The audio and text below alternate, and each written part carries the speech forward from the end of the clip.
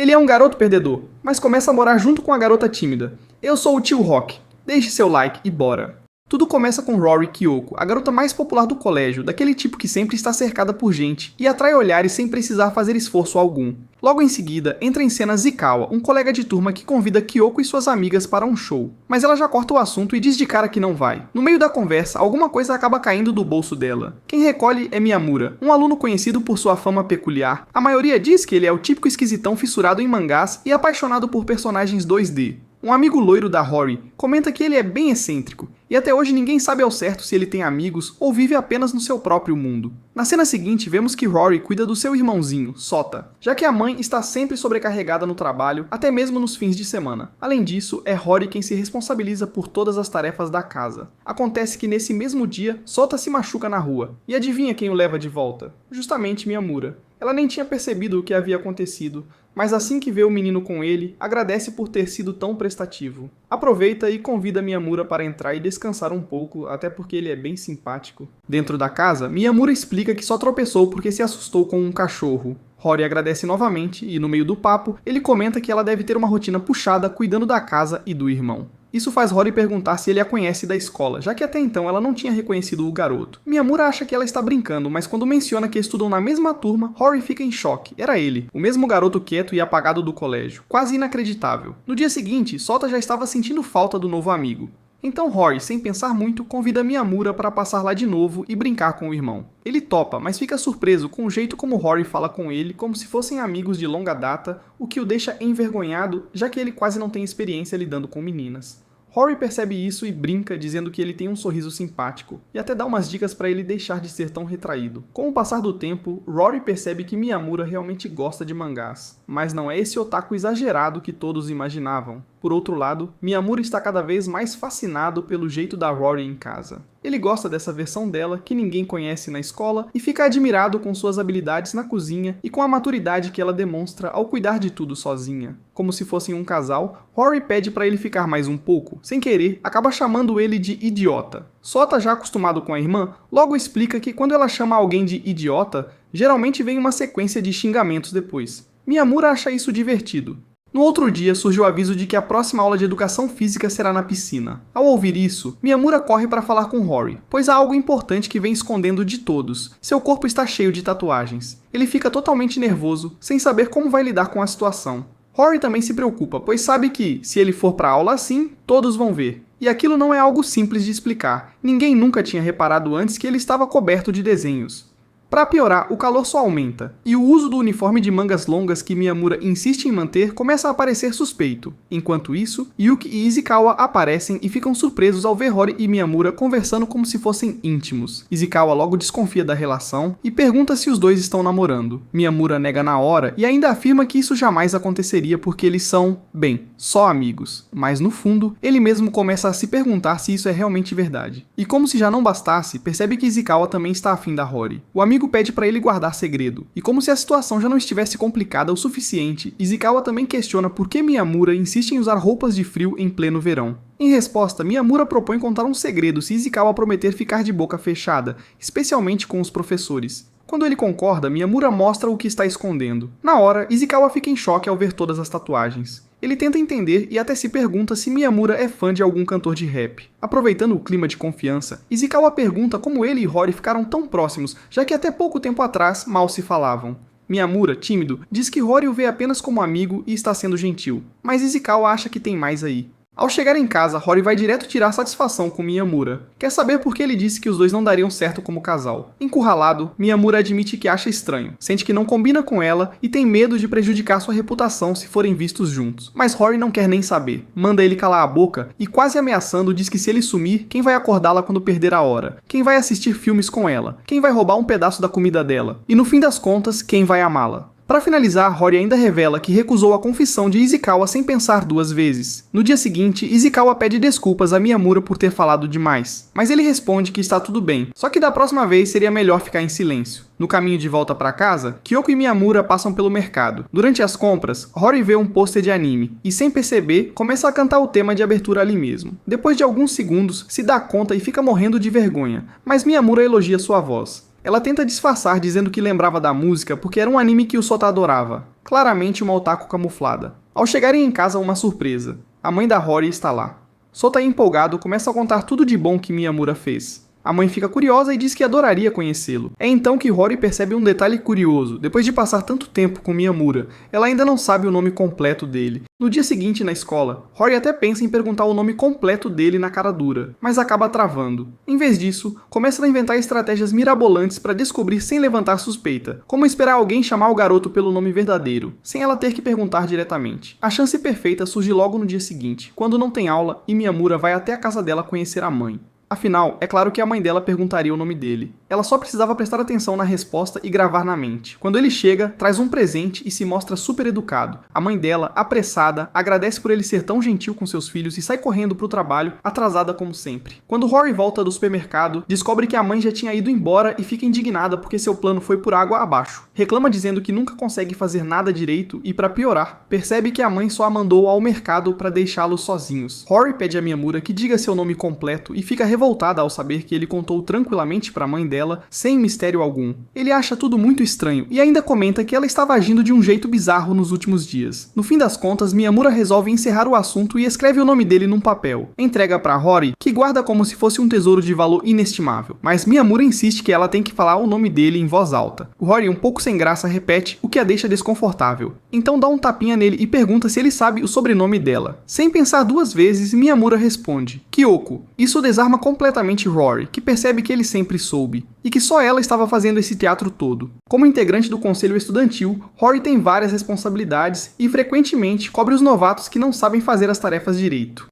Yuki acredita que estão se aproveitando da boa vontade dela, mas Rory não se incomoda tanto. Miyamura comenta com um amigo que o presidente do conselho, Sengoku, é praticamente o mais requisitado da escola, tipo o chefe dos populares. Ele desconfia que Rory só está ajudando tanto no conselho porque tem uma queda por ele. Do nada surge a Isaki. Ela aparece para buscar os documentos que Rory estava organizando. É aí que ficamos sabendo que a Isaki, além de ser namorada do presidente, também é do conselho. Mas curiosamente, ninguém nunca vê ela fazer nada. Izukawa pergunta se o trabalho que Rory estava fazendo era na verdade obrigação de Isaki. E Rory confirma que sim. Basicamente, ela estava cobrindo o serviço da outra. Mais tarde, nos corredores, enquanto Miyamura pensava em comprar algo para agradar Rory, Isaki esbarra nele e deixa cair todos os papéis que carregava. No meio da confusão, o documento do orçamento escolar desaparece. E esse papel era importante, pois envolvia valores financeiros. Desesperada, Isaki entra em pânico, pois sabia que Sengoku não iria perdoar esse tipo de erro. Miyamura percebe a confusão e Yuki logo informa que Sengoku estava dando uma bronca pesada em Rory, já que o trabalho tinha sido repassado para Isaki, mas o erro acabou recaindo sobre ela. Isaki, nervosa, diz que não se lembra de nada relacionado ao orçamento. E quando o presidente questiona se ela tem certeza,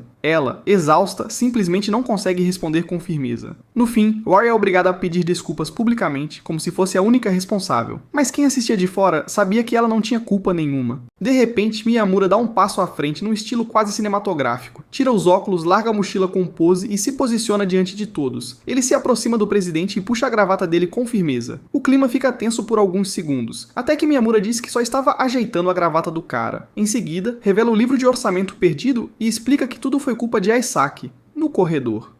Por sorte, ele tinha guardado o documento no meio da bagunça. A verdade finalmente vem à tona. Rory não teve culpa de nada, e Sengoku reconhece o erro, pedindo desculpas a ela. Rory, aliviada, admite que estava a ponto de chorar de tanta raiva. Mais tarde, Izukawa pergunta que tipo de ataque ninja foi aquele que Miyamura deu no presidente, mas ele só responde que estava um pouco irritado. Izukawa suspeita que Sengoku sabe algo sobre Rory, algo que ela não quer que ninguém descubra.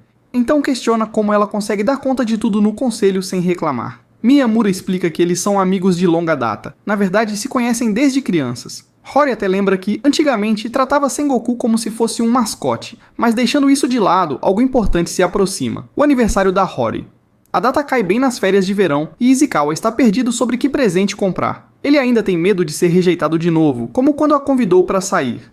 Miyamura também está quebrando a cabeça pensando no que dar de presente. Enquanto isso, Sota está radiante porque Miyamura vai comparecer à festa. O garotinho já está perguntando se ele vai aparecer todos os dias. Porém, sua empolgação some quando Rory comenta que depois da formatura, talvez Miyamura não possa mais visitá-lo. O clima muda, e Sota fica pensativo, meio triste. No dia do aniversário, Miyamura chega com um presente especial, um CD com as músicas mais populares do momento, sucessos tipo Taylor Swift, BTS e afins. Rory se pergunta como ele sempre sabe exatamente o que ela quer. Ao mesmo tempo, um pensamento estranho passa por sua cabeça. Seu aniversário significa que as férias estão terminando. Isso quer dizer que o último ano do colégio está batendo à porta. Miyamura também sente o peso do momento e a ideia de que o tempo está voando deixa tudo um pouco melancólico. Em seguida, vemos um trecho do passado de Miyamura. Desde pequeno, ele sempre foi deixado de lado nas atividades em grupo. Ninguém queria fazer dupla com ele, tudo porque achavam que ele era o típico nerd esquisito. No ensino médio, a situação não mudou muito, ele continuava sozinho, já que ninguém se aproximava. Foi uma fase bastante complicada, e parecia que aquilo nunca teria fim. Mas então surgiu Hori. Ela foi a única garota que não o tratou com diferença, nem o viu como alguém estranho. Miyamura se recorda de Hori comentando que diziam por aí que ele era calado, mas, para ela, ele parecia um cara comum. Na verdade, ele chegou até a ter uma impressão engraçada. Pensou que a diferente da história era ela, por simplesmente puxar a conversa do nada. Após as férias, já no terceiro ano, chega o temido momento de descobrir em que turmas cada um foi parar. Hori, Yuki, Miyamura e Izukawa acabam ficando na mesma. A sala 1 é... Ao ver isso, Izukawa se empolga e solta que o poder da amizade é imbatível, afinal nada poderia separá-los. Já na primeira aula, a professora solicita que os alunos se reúnam em grupos de 4. Miyamura já estava se preparando para aceitar que acabaria sobrando mais uma vez. Mas antes mesmo de raciocinar direito, todos os seus amigos já tinham se aproximado e o incluído no grupo sem hesitar. Izukawa até tentou puxar assunto, mas Miyamura estava tão preso em seus próprios pensamentos que nem percebeu. Só despertou desse transe quando já estava sozinho na varanda da escola. Ali, ele começou a se perguntar se aquelas pessoas realmente queriam ser suas amigas ou se tudo não passava de coincidência. Foi aí que Izukawa surgiu, de surpresa, perguntando no que ele estava pensando. Miyamura, sincero até demais, respondeu que Izukawa parecia sempre estar em outro planeta que era meio estranho, mas que no fundo era um cara bacana. No entanto, o que mais chamava atenção nele era algo meio aleatório. Quando tirava os óculos e jogava o cabelo para trás, ficava até mais bonito do que algumas meninas dali. O comentário saiu tão do nada que até dava para suspeitar de algumas coisas sobre Izukawa. De qualquer maneira, Izukawa entendeu que Miyamura era diferente, mas de um jeito bom. Quando estavam prestes a se despedir, Izukawa comentou que ser diferente não é algo ruim, porque isso fazia Miyamura se destacar em meio a tanta gente parecida. Ao sair dali, Miyamura pensou que queria poder voltar 10 anos no tempo e dizer ao seu eu antigo que ele era tão normal quanto qualquer outra pessoa. Na casa de Rory, vemos que Sota começou o ensino fundamental, ficando mais disciplinado. Isso faz com que Rory chegue mais cedo à cafeteria. Quando Ayazaki a vê sentada sozinha, se aproxima e pergunta se ela não teria uma reunião com o conselho. Hori também achava que sim, mas Ayazaki logo mudou o assunto perguntando sobre a relação dela com Miyamura, se eram um casal, pois achava ele muito fofo. Hori responde que são apenas amigos, nada além disso. Ayazaki então questiona se isso significa que ela poderia tentar se aproximar dele, já que não estavam juntos. Hori, em choque, solta sem pensar que Miyamura não ficaria com Ayazaki porque ela não deixaria. Ayazaki retruca dizendo que Hori não tinha o direito de interferir se eles fossem apenas amigos, e pergunta por que ela mudou de atitude. Hori, de forma impulsiva, afirma que Miyamura é dela e de mais ninguém. Ayazaki cutuca mais um pouco e Hori, já furiosa, declara que gosta dele e que ele só teria olhos para ela. Em casa, Hori se questiona por que Sota se trocou na sala, mas logo ele sai para jogar futebol com os colegas, deixando Rory e Miyamura a sós. Eles aproveitam para assistir algo na Netflix. Hori coloca um filme de terror, mas o silêncio e os momentos tensos criam um clima meio esquisito. Durante esse tempo juntos, Miyamura nota algo curioso nos dedos de Hori, lembrando que na escola estavam comparando mãos, e o que comentou que o dedo indicador de Hori tinha só 2 articulações, o que o tornava diferente. Hori, por outro lado, observa como as mãos de Miyamura são suaves e, sem rodeios, diz que as acha muito bonitas e atraentes. No dia seguinte, tanto Izukawa quanto Miyamura chegam à escola com marcas no rosto. Hori e Yuki, sem entender nada, perguntam o que houve. Miyamura comenta que precisou se defender em uma briga. Kyoko pergunta com quem, e ele responde que foi com Izukawa. Hori então diz que sabia que ele era um bobalhão. Ela não imaginava que a situação chegaria a esse ponto. Miyamura tenta explicar, mas ela ainda estava chateada com Izukawa. Nesse instante, Izukawa aparece, em estado ainda pior que Miyamura. Hori, preocupada, vai até ele para saber o que aconteceu, mas Izukawa não quer contar. Sem saber o que houve, ela pergunta quem venceu a briga. Izukawa responde que não importa, mas que olhando os rostos, era evidente que Miyamura saiu por cima.